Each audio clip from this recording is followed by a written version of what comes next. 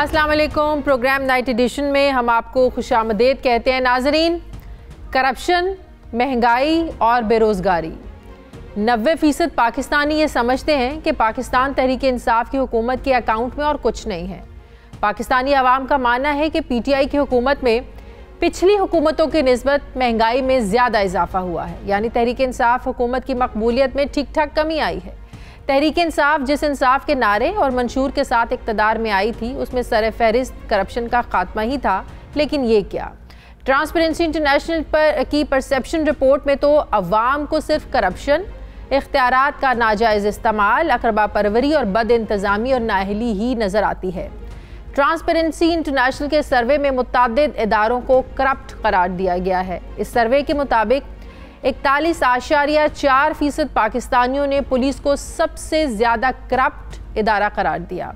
अदलिया को 17.4% ने, जबकि इसके बाद 10.3% लोगों ने ठेकेदारी या टेंडरिंग को करप्ट शोबा कहा, जबकि कमज़ोर एहतसाब, ताकतवर लोगों की लालच और कम तनख्वाहों को करप्शन की अहम वजूहात करार दिया गया।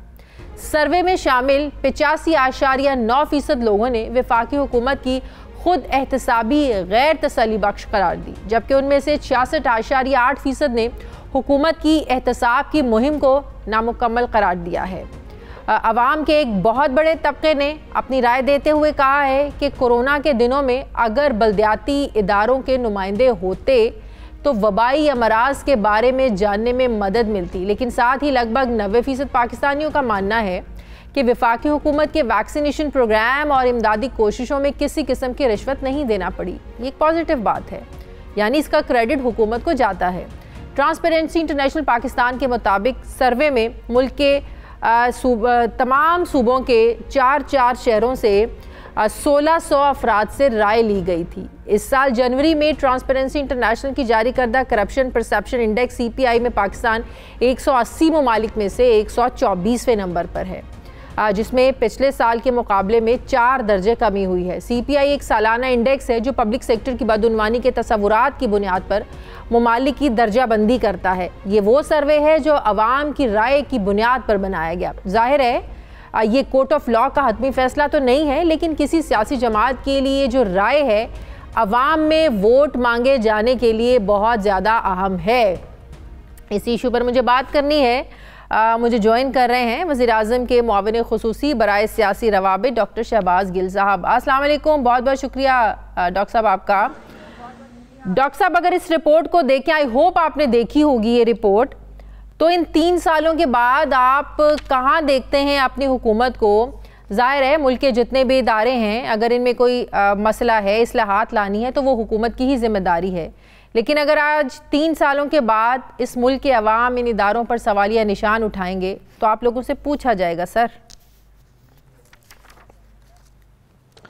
बिस्मिल्लाहिर्रहमानिर्रहीम, आपका बहुत शुक्रिया।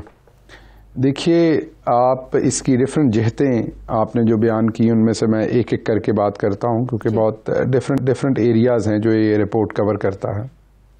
सबसे पहले तो आपने ये कहा कि लोग ये समझते हैं कि महंगाई हमारी हुकूमत में ज़्यादा हुई। ये लोगों के समझने की बात नहीं, बल्कि पूरी दुनिया के अंदर महंगाई जो है वो पिछले बहुत सारे अरसे के बाद बहुत ज़्यादा हुई, और पूरी दुनिया में कोविड जैसी जो एक वबा आई है वो हमने पहले 100-200 साल में नहीं देखी।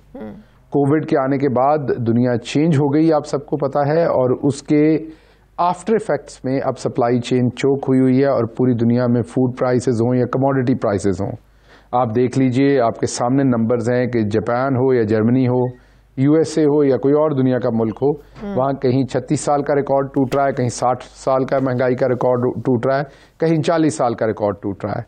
तो अगर आप उस सारी चीज़ को मद्देनज़र रखें तो पाकिस्तान में जो उस सारी महंगाई का असर आ सकता था उसको फिर भी इस हुकूमत ने अब्जॉर्ब करने की कोशिश की है, कंट्रोल करने की कोशिश की है, लेकिन उसके बावजूद अवाम पे बिल्कुल सख्ती आई है, मुश्किल वक्त आया है। और उसकी वजह मैंने आपको बताया है कि एक आलमी जो तनाज़र है वो है, उसमें सिर्फ इस हुकूमत की बात नहीं है। दूसरी बात आपने कहा परसेप्शन की, बिल्कुल परसेप्शंस जो हैं उसमें ये ज्यादातर जो है ये करप्शन की या सारी चीजों की ये परसेप्शन का सर्वे है। पहली बात तो ये समझ लीजिए कि अवाम से राय मांगी है, अवाम के पास या मेरे पास या आपके पास कोई बैरोमीटर तो नहीं हम बताएं जुडिशरी कितनी करप्ट है या पुलिस कितनी करप्ट है। एक परसेप्शन है लोगों की। तो बिल्कुल जो हमारे यहाँ कानून का नाफिज है, अमल, जाती एक्सपीरियंसेस की बुनियाद पर भी बनते हैं डॉक्टर साहब। अगर अवाम, बहुत सी अवाम की यही राय है कि उन्हें इंसाफ नहीं मिलता, सालसा केसेस चलते हैं। जी जी जी, तो ये परसेप्शन बेस्ड सर्वे होते हैं ना, इनको आप अगर आप फॉर एग्जांपल केसेस लेके उसका डाटा पाइल करके और उसमें से देखेंगे तो वो एक और किस्म का सर्वे होगा या और किस्म की रिसर्च होगी। तो ये जो परसेप्शन है इसको बिल्कुल बेहतर करने की जरूरत है।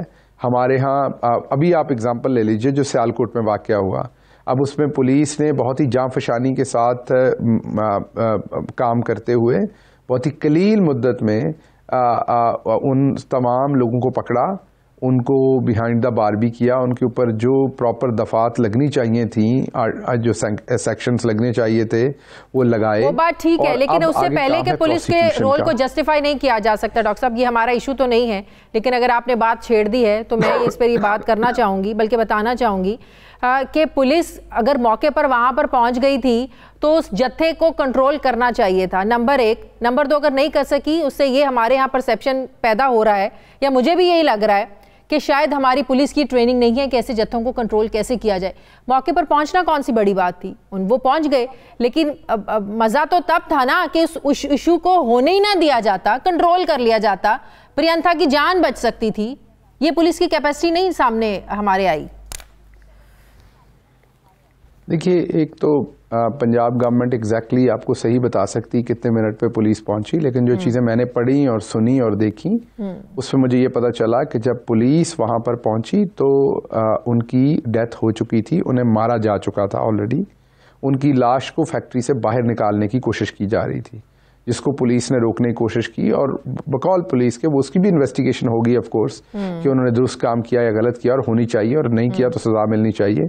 लेकिन क्योंकि हजूम बहुत बड़ा था, मुश्तिल था, और उस हजूम मुश्तिल होने की वजह से जो चंद पुलिस वाले पहुंचे उसकी वजह से वो उनको नहीं रोक सके। जान पहले जा चुकी थी उनकी, उनकी जो उनका जो मर्डर है वो हो चुका हुआ था पहले। बहरहाल लेट पहुंचे, उससे बड़ी नाअहली जो आप बात कर रहे हैं, बात करते हैं।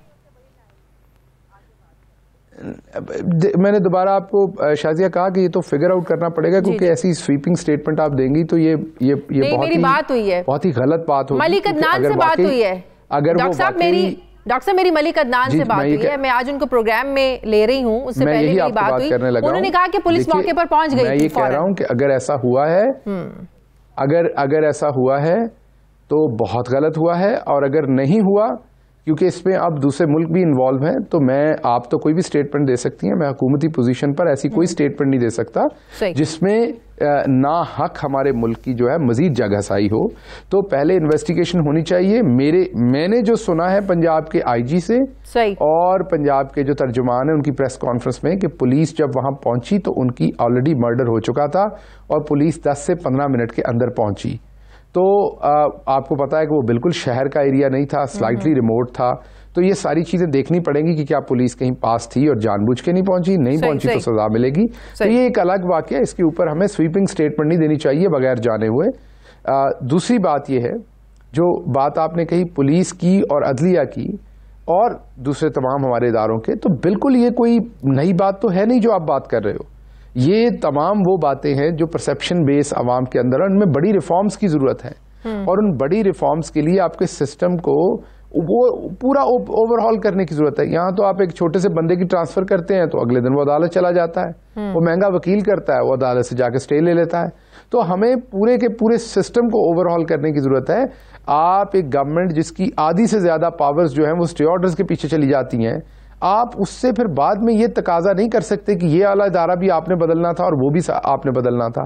आपको पहले एम्पावर करना पड़ेगा, इन इदारों में रिफॉर्म्स किसने लेकर आनी है? जाहिर है आप लोगों की गवर्नमेंट है, या आप लोगों के मंशूर में शामिल थी ये चीजें कि इदारों को जाहिर है आप लोगों ने इस्लाहात लेकर आनी है, रिफॉर्म्स लेकर आनी है आप लोगों ने इदारों में। तो सवाल तो आप लोगों से ही पूछे जाएंगे डॉक्टर साहब।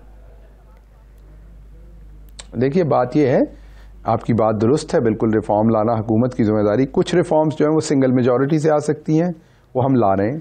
कुछ रिफॉर्म्स के लिए डबल मेजॉरिटी चाहिए, वो हमारे पास नहीं है, वो हम नहीं ला सकते। ये तो कायदे की बात है, नंबर्स की बात है। जहां पर हमारी ज़रूरत, हम पे जिम्मेदारी है, वो तमाम लेजिस्लेशन हमने तारीखी लेजिस्लेशन की है।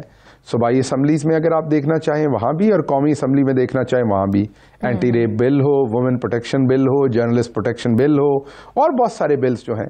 तो हमारी हुकूमत ने तारीख साज उस अपने नंबर्स को सामने रखते हुए तारीखी कानून साजी की है।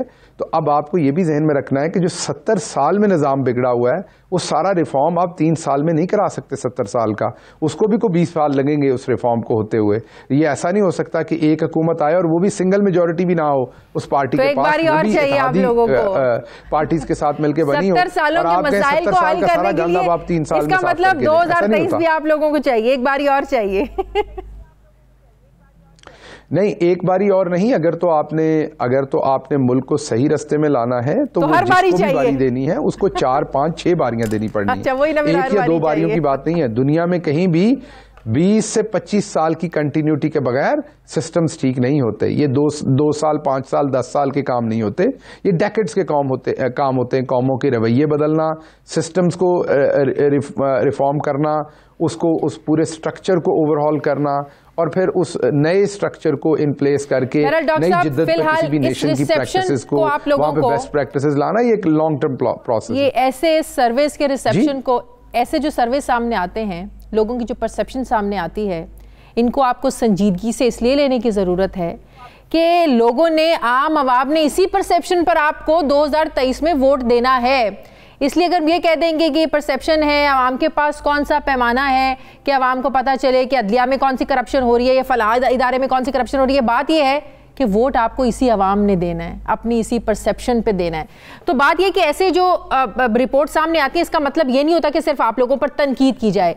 एक बड़ा अच्छा मौका है आप लोगों के लिए कि अगर ऐसी कोई नेगेटिव चीज़ें सामने आ रही हैं तो आप लोग इसको इम्प्रूव करें, क्योंकि यही इंप्रेशन आप लोगों के काम आना है 2023 में। अच्छा, देखिए, एक बात तो ज़हन में रखिए कि किसी ने ये नहीं कहा कि कोई भी सर्वे जो है वो उसको फेंक देना चाहिए रद्दी की टोकरी में, या वो इम्पॉर्टेंट नहीं है। लेकिन क्योंकि ये बताना भी जिम्मेदारी होती है कि ये सर्वे कैसे हुआ और इसमें कोई गलती की गुंजाइश है नहीं है, उसके सारे पहलुओं पे बात होनी होती है जब बात होनी होती है। लेकिन ये जहन में रखिए कि जो भी हुकूमत वक्त होती है, वो अगर वो ज़िम्मेदार हुकूमत वक्त हो, अगर उसके ऊपर एक लीडरशिप ऑनेस्ट हो, तो हमेशा अच्छी तनकीद को पॉजिटिव तरीके से लेती है और उसको बिल्ड करके चीज़ों को बेहतर करने की कोशिश करती है। लेकिन जो मैं आपको बात कह रहा हूँ वो ये कह रहा हूँ कि आप जो बात कर रही हैं वो अपनी जगह पर आपकी फ्रस्ट्रेशन जायज़ है सिस्टम से, लेकिन ये बात मंतकी इसलिए नहीं है कि जो 70 साल में गंद मचा है वो आप 3 साल में बेहतरी चाहते हैं। वो मुमकिन नहीं है 3 साल में होना, या 6 में, या 10 में। ये तो बड़ा, या 15 में। ये लॉन्ग टर्म प्रोसेस है, इसमें हम सबको जंप इन होना है। फॉर एग्जाम्पल जो सियालकोट में हुआ, आप दोबारा सिम्टम पे जा रही हैं, पुलिस टाइम पे आ जाती। मुझे बताइए उधर 50 भी पुलिस वाले होते तो जिस तरह के वो वैश्य और दरिंदे थे, आप मुझे बताएं वो पुलिस वाले उनको बचा पाते वहां पर? पुलिस वाले ये करते कि गोली चलाते तो वहां 10-15 लोग और मरते। वो और मरते तो आपको शो के ऊपर एक और बात करने को मौका मिलता कि ब्रूटल पुलिस है जिसने अवाम को मार दिया। ये काम और अच्छे तरीके से भी हो सकता था। या मेरे जैसा बैठा तजियाकार तजिया दे रहा होता कि वो हो पुलिस को जो ये हुआ चाहिए था, ये काम अच्छे तरीके से भी हो सकता था। ये भी कुछ अच्छा नहीं हुआ। बहुत डेलिकेट एरियाज हैं, यही मैं बात कर रही हूँ ना कि ट्रेनिंग होनी चाहिए। ये बहुत डेलिकेट एरियाज हैं। मैं ये कह रहा हूं, नहीं, ये ट्रेनिंग का मसला नहीं है Shazia, let's not push it behind the training. ये वाला जो सियालकोट का इशू है, ये एक बहुत ही एक्सट्रीमिज्म का हमारे अंदर एक लावा जो है वो पूरी कौम के अंदर इस टाइम पका हुआ है, और इसके बहुत, इसमें मीडिया को भी इन्वॉल्व होना पड़ना है, पॉलिटिशियंस को भी, अपोजिशन को, गवर्नमेंट को, समाजी साइड्स को, लॉयर्स को, अदलिया को, पुलिस को, तमाम वॉक्स ऑफ लाइफ को। ठीक है। और अपना जो है वो दोबारा से हमें मुहासबा करना पड़ना है कि हम कहां पर गलत गए। बहुत ये किसी ट्रेनिंग का, टाइम पे पहुंचने का, ना टाइम पे पहुंचने का, ये करने का और वो करने का, उससे नहीं हो सकता। वज़ीर आज़म के मुआविन खुसूसी बराए सियासी रवाबित शहबाज गिल साहब मेरे साथ थे। मुझे ब्रेक लेनी नाज़रीन, वापस आते हैं छोटे से वक्फे के बाद।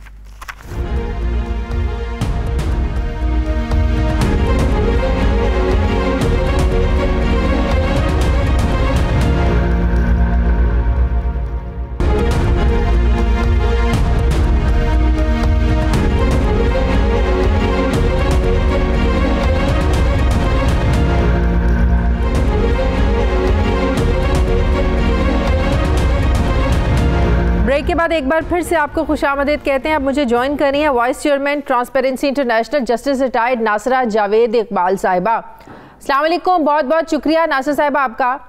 नासिर साहिबा, ये फरमाइएगा कि ये तो हम आम देखते हैं ना, जब ऐसी रिपोर्ट्स आती हैं, कोई भी पार्टी जब हुकूमत में होती है तो उसका रवैया ऐसी रिपोर्ट्स के हवाले से मुख्तलिफ होता है, वो मानने को तैयार नहीं होती, और अपोजिशन में जब वही पार्टी होती है तो वो फिर उनको एक मौका मिल जाता है इन रिपोर्ट्स की बुनियाद पर किसी भी हुकूमत पर तनकीद करने का। तो मैं पूछना आपसे ये चाहती हूँ कि ट्रांसपेरेंसी का जो सर्वे है ये किन बुनियादों पर और किन अवामिल को मद्देनजर रखकर तैयार किया जाता है, बेसिकली किन पैरामीटर्स पर ऐसी रिपोर्ट्स तैयार होती हैं? बेसिकली देखिए, ये हमने जो सर्वे किया है ये चारों सूबों में है और क्रॉस सेक्शन ऑफ सोसाइटी जिसमें हर किस्म के लोग शामिल हैं, उनसे सवालात पूछे कि आप ये बताइएगा कि कौन सा इदारा आपको सबसे ज़्यादा मालूम होता है कि करप्ट है और कौन सा ज़्यादा है जिसकी जो अनसेटिस्फैक्ट्री काम कर रहा होता है। और जो उनके जवाबात थे उनको आपने देखा कि फीसद डाले हुए कि इतनों ने ये जवाब दिया, और जिसमें ये था कि सबसे जो है करप्ट वो है पुलिस, और उसके बाद उन्होंने कहा कि जुडिशरी है, और जुडिशरी के बाद है टेंडरिंग वाला जो शोबा है, उसके बाद हेल्थ डिपार्टमेंट है।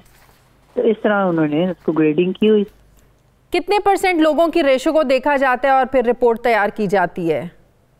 वो जिस अंदाज में वो अपने धारे ख्याल करते हैं उसी तरह रेशियो में डाल देते हैं ना कि 49% ने ये कहा, 15% ने ये कहा, 2% ने ये कहा, और उसी अंदाज में उसको उसकी तरतीब दे देते हैं रिपोर्ट की। तो किस हद तक हम ये कह सकते हैं कि काबिल एतमाद होती हैं रिपोर्ट्स? जब हुकूमत से बात करें ऐसी रिपोर्ट्स के हवाले से तो वो ज़्यादा इसको वो इम्पोर्टेंस नहीं देते हैं, अहमियत नहीं देते हैं, वो कुछ और बताते हैं, कहते हैं ग्राउंड रियलिटीज़ पर कुछ और चल रहा है, तो पता नहीं है किन बुनियादों पर रिपोर्ट तैयार कर दी जाती है। तो किस हद तक हम कह सकते हैं कि काबिल एतमाद होती हैं ऐसी रिपोर्ट्स? असल में अपना तो यही तरीका है ना कि हम कोशिश करें कि काबिल एतमाद हो, और जो भी इदारा है ना वो उसको अपने जाविये से देखता है। फवाद चौधरी साहब ने कहा कि जी जुडिशरी के ऊपर उन्होंने सबसे ज्यादा तनकीद की है और जुडिशरी को अपना संभाला करने की जरूरत है। हालांकि एडमिनिस्ट्रेटिव के ऊपर बात हुई है कि जी सेल्फ अकाउंटेबिलिटी नहीं करते, लोकल गवर्नमेंट को ये प्रमोट नहीं करते, और इस तरह की बातें उनके बारे में हुई है। तो अपने गरीबान में नहीं झांकना, लेकिन दूसरों के ऊपर जरूर बात कर देनी है। तो उन्होंने ये नहीं, फवाद चौधरी ने कहा कि रिपोर्ट गलत है, उन्होंने कहा जी जो उन्होंने रिपोर्ट भेजी उसमें हमें तो उन्होंने कुछ नहीं कहा। तो बात जो की है वो की है अदलिया की, तो अदलिया जरा अपना मतलब कि एक मखसूस इदारे को टारगेट कर दिया जो आपसे रिलेटेड है, उस पर उन्होंने बात करना मुनासिब नहीं समझी। बस तो अपनी मर्जी यही है ना, अपने गरीबान में तो झांकना ही नहीं है ना कि क्या हो रहा है। अच्छा, इंटरनेशनली अगर मैं आपसे पूछ पाऊं कि ये ऐसी रिपोर्ट्स पाकिस्तान का इमेज किस हद तक उसको हम कहें कि नेगेटिव जाता है? जिस नेगेटिव भी उसका है एंगल, मगर ये है कि वो देखे ना ट्रांसपेरेंट है, इससे जाहिर हो रहा है कि कौन सा इदारा जो है उसकी कारकर्दगी कैसी है। तो दुनिया भर में अभी ये तो रिपोर्ट ट्रांसपेरेंसी इंटरनेशनल पाकिस्तान की है, लेकिन जो आलमी इदारा है ट्रांसपेरेंसी इंटरनेशनल वो भी तो अपनी रिपोर्ट शाया करते हैं। लेकिन हम इसको इस तनाजुर में देखते हैं, अगर मैं अपनी बात करूं कि अवामी राय से इस लिहाज से इम्पॉर्टेंट है, इस लिहाज से अहमियत है कि इन्हीं लोगों ने वोट देना है दोबारा इन पार्टीज को अपनी राय की बुनियाद पर। स्पेशली जो पिछले 3 साल हैं उनका डाटा अगर निकाल कर देखें तो काफ़ी अलार्मिंग है नासिरा साहिबा ये रिपोर्ट। यहाँ यकीनन है, और ये कि महंगाई जो है वो तो हद से ज्यादा हुई है और करप्शन भी बड़ी है, कोई कम नहीं हुई। तो ये जो सारा है इसका हमारी जो एडमिनिस्ट्रेशन भी है और तमाम शोबे है रियासत के, उनकी सबकी उस पर की हुई है असेसमेंट। अच्छा, ये जो सर्वे है ये 14 अक्टूबर 2021 से 27 अक्टूबर, ये जो सर्वे अभी जो रिपोर्ट आई है ये 14 अक्टूबर 2021 से 27 अक्टूबर 2021 तक की रिपोर्ट है, राइट? जी हाँ, बिल्कुल सही। इससे पहले भी 2002 में, 2006 में, 2009 में, 10 में, 11, ये मेरा ख्याल है 5वीं है। जी जी जी जी जी। तो इससे तो यही तासुर जा रहा है कि सबसे ज्यादा बदतरीन हालात इस हुकूमत के दौर में है इदारों के, राइट? तो जो भी है ऐसा ऐसा रफ्ता रफ्ता कोई हालात बेहतर होते नजर नहीं आ रहे। अब देखिए कि जो हमारा है टॉलरेंस का लेवल या अपने आप को इस्लाह करने का, वो तो आपने कल देख लिया कि सियालकोट में क्या हुआ, उसी से भी जाहिर हो जाता है कि हम क्या कर रहे हैं। तो ये सारी चीजें, फिर ये जो फैसलाबाद में हुआ है वो जो 3 लड़कियां गई थी किसी दुकान के अंदर और उनको बंद करके उनको बरहना कर दिया और फिर उनको घसीट के बाहर गली में ले गए।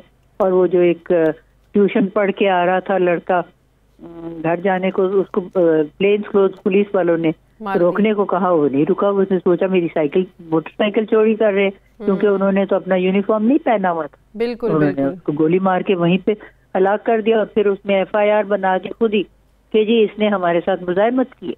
सही। तो ये सारी बातें जो है ना, हमारा रिफॉर्म्स करने की जरूरत बहुत ज्यादा है।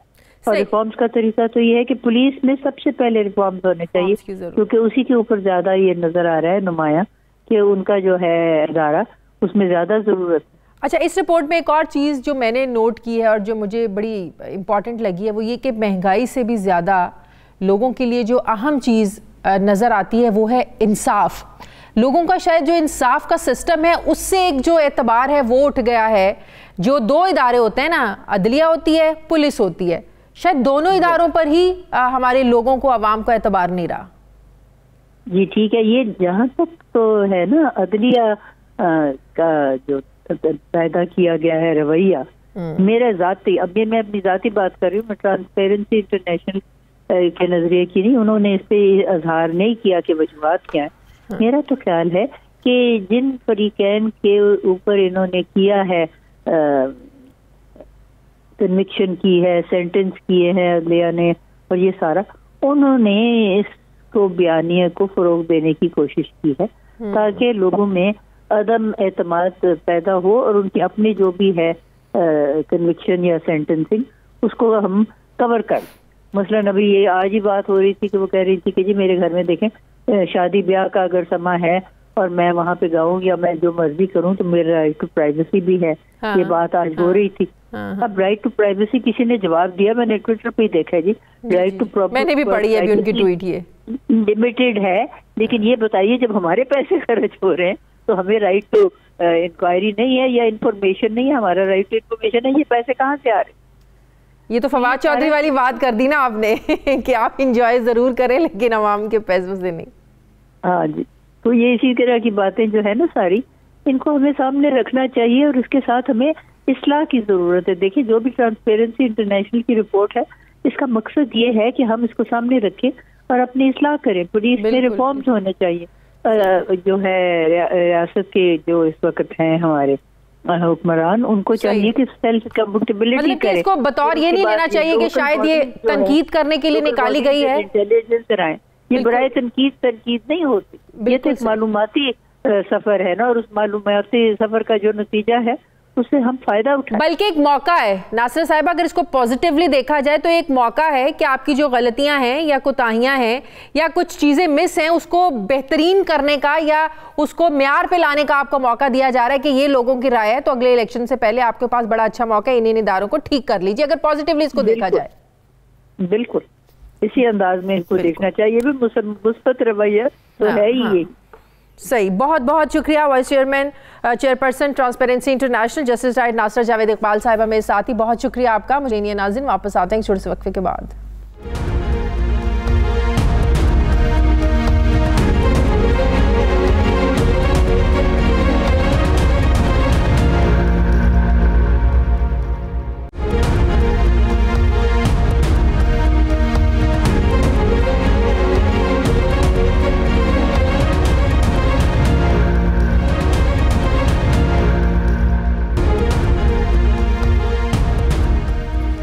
ब्रेक के बाद एक बार फिर से आपको खुशामदीद कहते हैं। नाज़रीन, इलेक्शन कमीशन बेबस है या फिर किसी हिकमत अमली के तहत खामोश? किसी भी वजीर को ले लें या वजीरों के वजीर यानी वजीर आजम को, अब वो तो इलेक्शन कमीशन को कोई ख़ास लिफ्ट नहीं कराते हैं, उनके जो अहकामात होते हैं उनको ऐसी हवा में उड़ाते हैं। अब चाहे ये मामला ज़ाब्ते अखलाकी कार्रवाई का हो या EVM के एतराज़ात की कहानी, इलेक्शन कमीशन ऑफ पाकिस्तान ने वज़ीर आज़म इमरान खान के दौरे पेशावर का नोटिस लेते हुए इन्हें ज़ाब्ते अखलाकी पासदारी करने का कहा और खिलाफ वर्जी पर कार्रवाई का इंदिया भी दिया था। इलेक्शन कमीशन ने ख़त में लिखा कि हमें एक अखबारी खबर से मालूम हुआ है कि आप 8 दिसंबर को माइक्रो हेल्थ इंश्योरेंस प्रोग्राम के इजरा के लिए पेशावर का दौरा करने वाले हैं। इस सिलसिले में आपकी तवज्जो इलेक्शन कमीशन की 4 नवंबर को जारी करदा हिदायत की जानिब मबजूल कराई जाती है कि इलेक्शन का शेड्यूल जारी होने के बाद सदर वज़ीर आज़म, गवर्नर, चेयरमैन और डिप्टी चेयरमैन सेनेट, किसी असम्बली का स्पीकर, डिप्टी स्पीकर, विफाकी और सूबाई वज़रा और मुशीरान समेत कोई भी सरकारी ओहदेदार किसी तरक्याती स्कीम के ऐलान के लिए किसी लोकल काउंसिल के इलाके का दौरा नहीं करेगा। इलेक्शन कमीशन ने ख़त में मज़ीद लिखा था कि मोहतरम वज़ीर आज़म, आपको मशवरा दिया जाता है कि इलेक्शन कमीशन के ज़ाब्ते अखलाक की किसी शिक की खिलाफ वर्जी ना करें।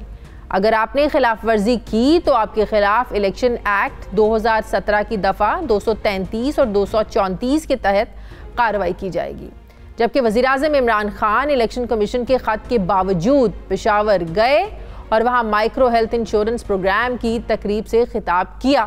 अब सवाल ये पैदा होता है कि क्या इलेक्शन कमीशन वज़ीर आज़म इमरान खान के ख़िलाफ़ इलेक्शन एक्ट के तहत कोई कार्रवाई करेगा? इससे पहले भी इलेक्शन कमीशन अली अमीन गंडापुर को गिलगित बल्तिस्तान के इलेक्शन के अलावा उनके भाई के डेरा इस्माइल खान में मेयर के इलेक्शन की कैंपेन पर भी नोटिस जारी कर चुका है।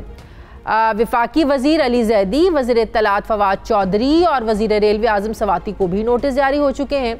जबकि डस्का ज़िमनी इलेक्शन में जो कुछ हुआ इसकी रिपोर्ट भी हम सब के सामने आ चुकी है और उस दंगे फसाद और ज़िला इंतज़ामिया का इलेक्शन कमीशन से ताउन ना करने का जिक्र भी हो चुका है, जिस पर अपोजिशन लीडर शहबाज शरीफ इलेक्शन कमीशन को ख़त लिख चुके हैं कि डस्का इलेक्शन के ज़िम्मेदारान के ख़िलाफ़ क्या कार्रवाई हुई है।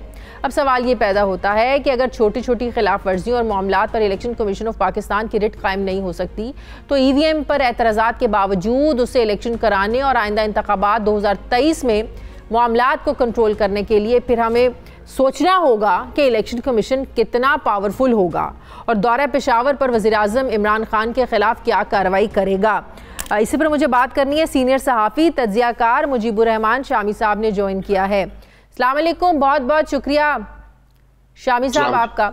शामी साहब, ये क्या रवैया है जब हम लोग ऑपोजिशन में होते हैं तो इन्हीं इदारों से हम जो है ना वो उन्हें तनकीद करते हैं कि मौजूदा फलां हुक्मरान पार्टी है, आपने इनके खिलाफ कार्रवाई नहीं की, इलेक्शन की डेट अनाउंस हो चुकी है, वो हल्के में जा रहे हैं, कैंपेन कर रहे हैं। ये इमरान खान साहब के मैं 20 क्लिप्स चला सकती हूँ, लेकिन आज जब ये खुद ही इसकी खिलाफ वर्जी कर रहे हैं ज़ाब्ते अखलाक की, इनके खिलाफ कार्रवाई होनी तो चाहिए। क्या इलेक्शन कमीशन करेगा?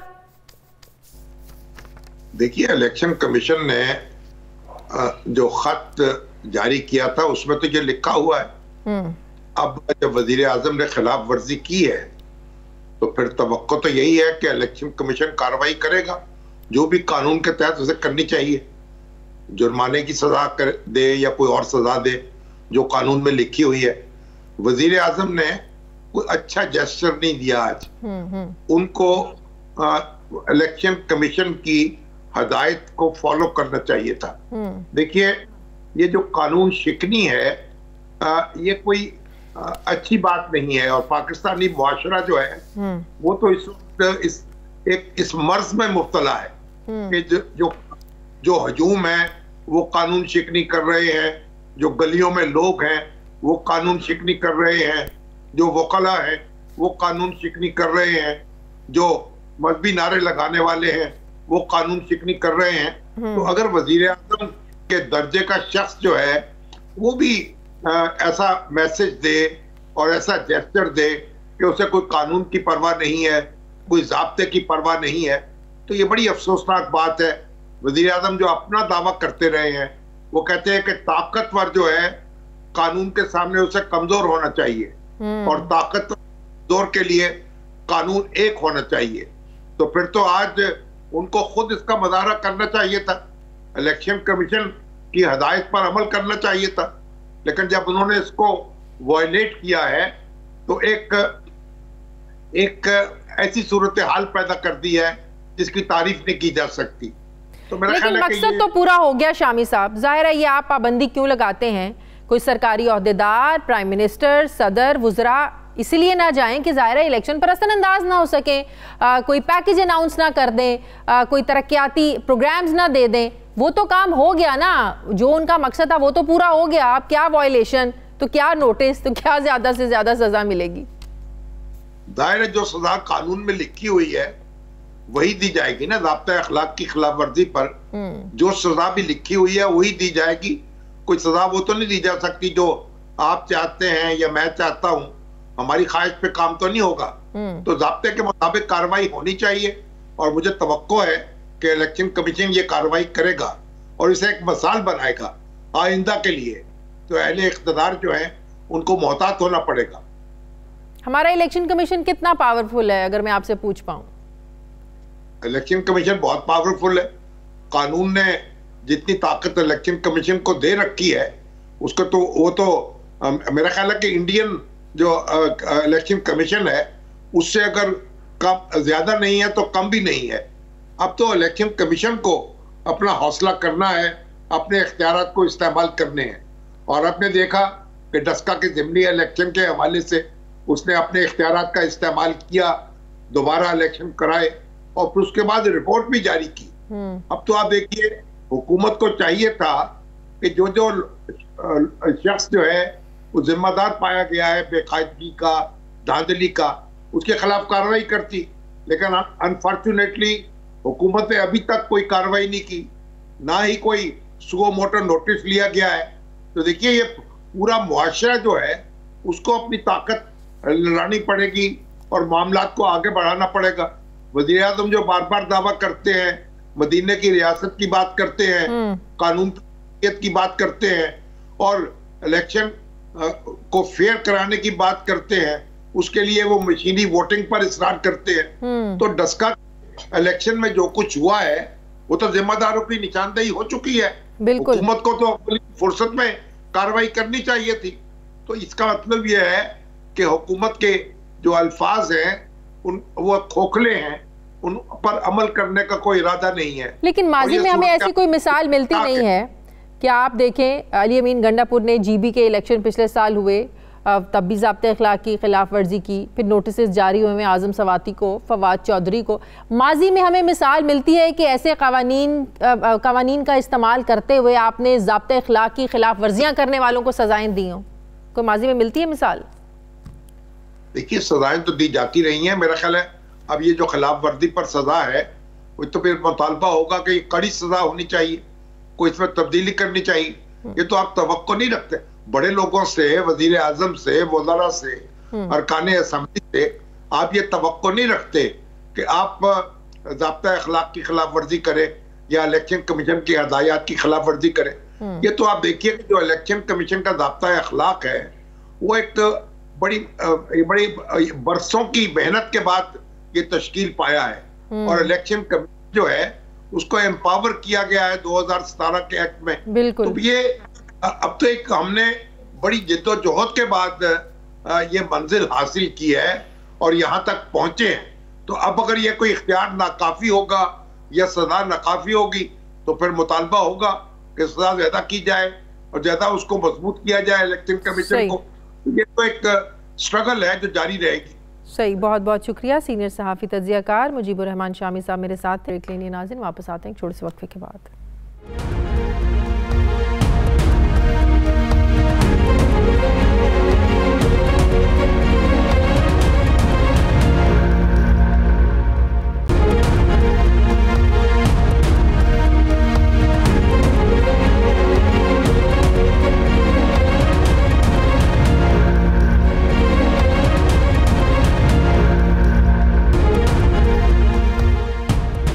ब्रेक के बाद एक बार फिर से आपको खुशामदीद कहते हैं। वो जंगल था और जंगल के कानून में कहीं कोई सफाई ना पेश की जाती है और ना ली जाती है। वहाँ सिर्फ ताकत का कानून चलता है, लेकिन ताकत के सामने वो खड़ा था। बीसियों दरिंदों और सैकड़ों तमाशाइयों में एक ही इंसान था। मौत के रक्स के आगे जान की परवाह की ना खौफ की। जहाँ पुलिस वाले तमाशाई थे वहाँ वो तमाशा नहीं देख सका। बेदर्द और बेहिस्सों में अपने दिल में थोड़ा दर्द महसूस करने वाला, सैकड़ों बदनुमा चेहरों में पाकिस्तानी मुआशरे का असल चेहरा वो था। श्रीलंकन मैनेजर को आग लगाने वालों में बुझाने वाला वो एक हीरो था। वो प्रियांथा कुमारा को बचा ना सका, लेकिन डट के खड़ा ज़रूर हुआ। वो गुस्से में बिफरे हुए हैवानों में वो समझ रखने वाला, जिसे वज़ीर आज़म पाकिस्तान ने तमग़ा शुजात देने का भी ऐलान किया। जी हाँ, वो था मलिक अदनान। आज हमारे साथ मलिक अदनान ही मौजूद हैं, जो न सिर्फ ऐनी शाहिद हैं बल्कि श्रीलंकन मैनेजर को बचाने की कोशिश करने वाले मलिक अदनान मौजूद हैं। उन्हीं से हम पूछते हैं कि प्रियंका कुमारा कैसे इंसान थे, उस दिन हुआ क्या था, इन्होंने किस तरह कोशिश की और क्यों नहीं बचा सके, मैं बात करूंगी। मलिक अदनान मुझे ज्वाइन कर रहे हैं। अस्सलाम वालेकुम, बहुत बहुत शुक्रिया अदनान आपका। आप जैसे लोगों को देखकर वाकई महसूस होता है कि हैवानों की उस बस्ती में एक बाशऊर इंसान था, जिसे दर्द था, जिसे सही और गलत वाज़े नज़र आ रहा था। अगर मैं आपसे ये पूछ पाऊँ अदनान के उस वक्त वहाँ पर एकदम हुआ क्या, फिर हमारे सामने ये भी बातें सामने आई कि प्रियंका को ऊपर लेकर जाया गया, छत पर लेकर जाया गया, उनको बचाने की कोशिश की गई। आप थ्रू आउट उनके साथ रहे उनको बचाने के लिए? जी बिल्कुल, वो अपने ऑफिस में मीटिंग कर रहे थे, मेरे अलावा 2-3 मैनेजर और भी थे। तो अचानक मुझे दूसरे हाल से कॉल आई कि सर कुछ लोग इकट्ठे हो गए हैं। प्रियंका साहब ने अपने विजिट के दौरान कुछ उनको डांटा है या कुछ कोई पम्फलेट वगैरह थे वो उतारे हैं, तो इसलिए वो काम करना छोड़ गए हैं और नारेबाजी लगा रहे हैं। मैं उनके पास गया, उन्होंने अपना मौक़िफ़ बयान किया। मैंने उनको समझाने की बहुत कोशिश की कि वो उर्दू पढ़ना और उर्दू लिखना नहीं जानते। अच्छा, तो ये आपने समझाया? तो मुस्लिम है, तो दूसरा वो जी समझाया, लेकिन वो लोग मेरी बात नहीं माने। वो मजीद इकट्ठे होते गए, उन्होंने नारेबाजी करना शुरू कर दी। इस असना में पूरे हाल के लोग इकट्ठे हो गए और वो जब उन्होंने मेरी बात को नहीं सुना तो फिर वो गेट की तरफ चले गए, कंपनी के गेट की तरफ। गेट पर जब वो पहुंचे तो कुछ वो दूसरे बाहर के लोग भी शामिल उनमें हो गए, फिर काफ़ी सारे लोग उधर जमा हो गए। फिर गेट पे भी हम सब ने मिलकर, हमारे डायरेक्टर साहब ने मिलकर उनको समझाने की कोशिश की, उनकी मिन्नत समाजत की। मैंने खुद उनका तरला किया, उनकी मिन्नत समाजत की कि अगर कोई उन्होंने गलती की है तो वो कानून के मुताबिक सजा देंगे उनको। पाकिस्तान का कानून मौजूद है, हमें किसी किस्म का कानून अपने हाथ में नहीं लेना चाहिए, लेकिन वो लोग नहीं माने। और फिर वो जब वो मेरी बात नहीं माने तो मैं उनको छोड़कर उनके ऑफिस में चला गया, प्रियंका साहब के ऑफिस में। तो मैंने उनको कहा कि सर अब आपको कोई एग्जिट लेना चाहिए, मतलब वो लोग बात को समझ नहीं रहे। लेकिन इस इस्ना में 2 से 3 मिनट हुए तो वो लोग भागते हुए ऑफिस की तरफ आ गए। अच्छा। हमने फिर 2-3 लोग थे, हमने उनको सीढ़ियों में रोकने की कोशिश की, लेकिन जब वो 25-30 थे तो हम रोकने में कामयाब थे, लेकिन वो ज्यादा हो गए तो हम रोकने में नाकाम हो गए। इस असना में प्रियंका साहब अपने ऑफिस से एग्जिट लेके छत के ऊपर की तरफ से दूसरी बिल्डिंग पे जा रहे थे, लेकिन उन्होंने छत पर पहुंच कर उनको मारना शुरू कर दिया। अभी 3-4-5 लोग पहुंचे थे उनको मारने के लिए, तो फिर मैं पहुंच गया, मैंने उनको बचाने की कोशिश की, लेकिन वो लोग काफी ज्यादा होते गए, हजूम बढ़ता गया। फिर वो मुझे भी मारते रहे, मैंने उनके ऊपर लेटने की भी कोशिश की, उनको हर तरह की बचाने की कोशिश की, लेकिन मैं बदकिस्मती। अच्छा, उस वक्त के दौरान कहीं ख्याल आया कि पुलिस को कॉल कर दी जाए, फौरन पुलिस मौके पर पहुंच जाए, फौरन पहुंच जाए ताकि सिचुएशन कुछ काबू में आ सके? पुलिस को कॉल की थी, पुलिस मौके पर भी पहुंची थी, लेकिन अगर पुलिस ने इन टाइम कार्रवाई की थी जिसकी वजह से बहुत बड़े नुकसान से कंपनी बच गई थी, लेकिन कॉल तो पुलिस को इन टाइम की थी। लेकिन पुलिस उस जत्थे को तो रोकने में कामयाब नहीं हुई ना? उस जत्थे को रोकने की कोशिश की पुलिस ने? जी, इसको रोकने की कोशिश की, लेकिन वो इतनी तादाद में लोग थे कि वो कंट्रोल से बाहर थे सारे। सही। अच्छा, प्रियंका इतने अरसे से उस फैक्ट्री में काम कर रहे थे, क्या उनके कहीं ग्रजेस थे? वो सख्त तबीयत के मालिक थे? वर्कर्स को उनसे क्या वाकई कोई शिकायत रहती थी? क्योंकि जाहिर है ऐसे वाकयात के बाद बड़ी कहानियां बाहर निकल कर आती हैं। तो अब आप तो वहाँ उनके साथ काम भी करते रहे, क्या वाकई वो सख्त तबीयत के मालिक थे? लोगों की नाराजगी रहती थी उनके साथ? काम को लेके वो थोड़ा सख्त मिजाज थे, मतलब मेरिट पे काम करते थे, ऑनेस्टी से काम करते थे, हार्ड वर्कर थे। इस लिहाज से वो मतलब इतना लेबर को फ्री हैंड नहीं थे देते, जिसकी वजह से मे भी उनके दिल में कोई ग्रजेस हों, लेकिन कभी उन्होंने उन ग्रजेस का इजहार दूसरे मैनेजर के सामने या मतलब किसी कंपनी ऑनर के सामने नहीं था किया। दिल में शायद उन्होंने कोई बात रखी हो लेबर ने। सही।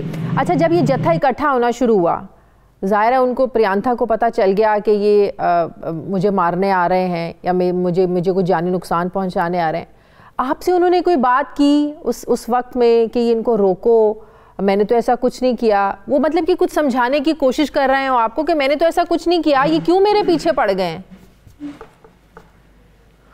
नहीं, इस तरह की उन्होंने कोई बात नहीं की। अलबत्ता मैंने मीटिंग के दौरान पूछा कि सर आपने कुछ पम्फलेट वगैरह दीवारों पे लगे उतारे हैं? तो उन्होंने कहा उतारे हैं, लेकिन मुझे ये नहीं पता ऊपर क्या लिखा हुआ है। अगर कोई ऐसी मतलब बात लिखी है तो मैं माफी मांगने के लिए भी तैयार हूँ। अच्छा, ये कहा उन्होंने? उन्होंने और कुछ नहीं कहा। जी सही। तो फैक्ट्री का मालिक उस तक ये सारी इत्तला कब पहुंची? उन्होंने भी इंटरवीन नहीं किया मौके पर? नहीं, फैक्ट्री के मालिक पे भी इतला मिल गई थी। उन्होंने बहुत कोशिश की। जब ये जत्था सारा इकट्ठा होकर कंपनी के गेट पे बैठ गया, दूसरे लोग, बाहर के लोग उसमें शामिल हो गए, उन्होंने बड़ा इनको समझाने की कोशिश की, बड़ी अच्छी तरह उनको टीच किया, लेकिन वो लोग नहीं माने। वो नारेबाजी करते रहे। उनमें मतलब इस तरह के लोग शामिल हो गए थे जो टेम्पटेशन दे रहे थे लोगों को। इसलिए फिर उन लोगों ने इसका मतलब ये हुआ कि फैक्ट्री के लोगों ने ऐसी नारेबाजी करनी शुरू की कि फैक्ट्री के बाहर से भी आने जाने वाले जो लोग हैं वो भी उस जत्थे में शामिल होते गए। ऐसे ही है जी। उन्होंने रोड ब्लॉक कर दिया था। जो मतलब रोड ब्लॉक करने की वजह से वो कुछ लोग स्कूल के, कॉलेजेस के, दूसरी फैक्ट्रीज के सामने एक गांव है उसके लोग शामिल हो गए। अच्छा, किसी ने जानने की कोशिश नहीं की कि हुआ क्या है? बस जो भी शामिल होता गया और उन बेचारे को मारता गया। किसी ने पूछने की, जानने की कोशिश नहीं की? हाँ जी, नहीं, किसी ने एक्चुअली रियलिटी समझने की कोशिश नहीं की। वो बात को मतलब जैसे डी कोड होती है बात, एक ने दूसरे को सुनाई, दूसरे ने तीसरे को सुनाई, इस तरह वो बात आगे चलती गई।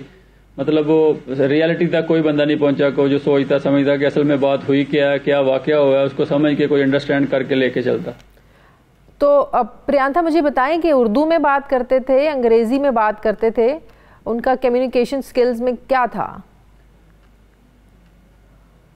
मोस्टली जो अपनी लेबर के साथ वो जो मीडियम यूज करते थे वो उर्दू और पंजाबी था। तो अगर कोई फॉरेनर वगैरह आते थे या कोई कस्टमर वगैरह आते थे उनसे वो इंग्लिश में बात करते थे, जो फॉरेनर कस्टमर वगैरह।